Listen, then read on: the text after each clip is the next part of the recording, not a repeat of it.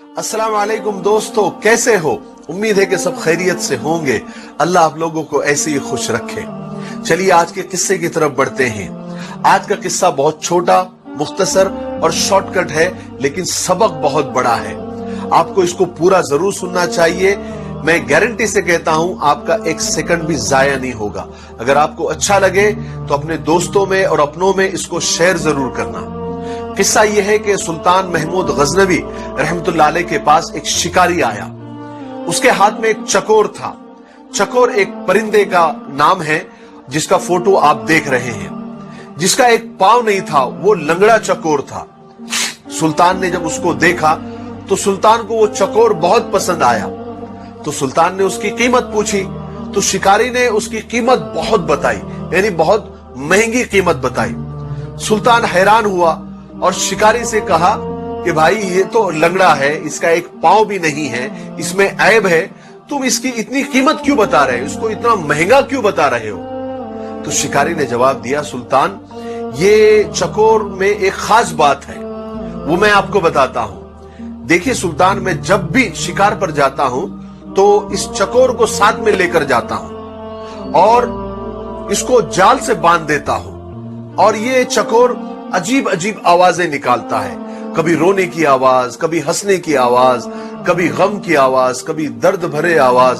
तो इसकी आवाजें सुनकर ये अपने साथी चकोरों को बुलाता है, अपने कौम के चकोरों को बुलाता है और इसकी अलग अलग आवाजें सुनकर बहुत सारे चकोर इसके पास आ जाते हैं और जाल में फंस जाते हैं। और फिर मैं उन चकोरों को पकड़ लेता हूं, उनको बेचता हूं। और इसकी इसी टैलेंट की वजह से मैंने बहुत सारे पैसे कमाए हैं, बहुत सारे चकोरों को फंसाया है, तो इसमें यह टैलेंट है। जब सुल्तान ने यह बात सुनी तो मुंह मांगी कीमत देकर उस चकोर को खरीद लिया। और जैसे ही खरीदा, ऑन द स्पॉट वहीं पर उस चकोर को जुबाह कर दिया, उसके टुकड़े टुकड़े कर दिए। सब लोग हैरान, दरबारी हैरान, शिकारी हैरान। शिकारी ने हैरत से पूछा कि सुल्तान, आपने इतनी महंगी कीमत देकर, मुंह मांगी कीमत देकर इस चकोर को खरीदा और उसको जुबाह कर दिया, उसके टुकड़े टुकड़े कर दिए, क्यों? तो सुल्तान ने उस वक्त बड़े तारीखी जुमले कहे जो हम सबको याद होने चाहिए, जिंदगी भर याद रखने चाहिए। सुल्तान ने कहा, जो दूसरों की दलाली के लिए अपनों से गद्दारी करता है उसका यही अंजाम होना चाहिए, उसको जुबाह कर देना चाहिए, उसको कत्ल कर देना चाहिए। उसका जिंदा रहने का उसको हक नहीं है। उसका जिंदा रहना अपनों के लिए और अपनी कौम के लिए वबाले जान है।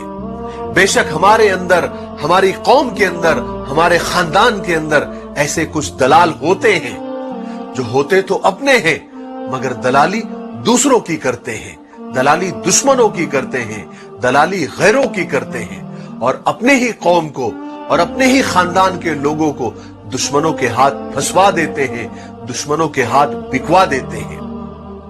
मुझे इसी बात पर इकबाल अशर साहब के कुछ अशार याद आ गए।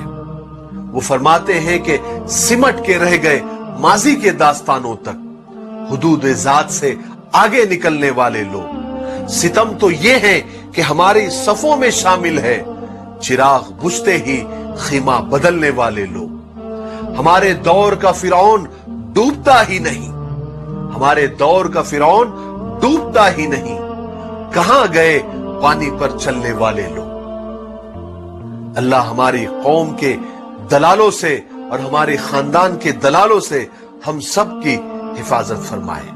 मुझे दुआओं में याद रखें। अस्सलाम वालेकुम।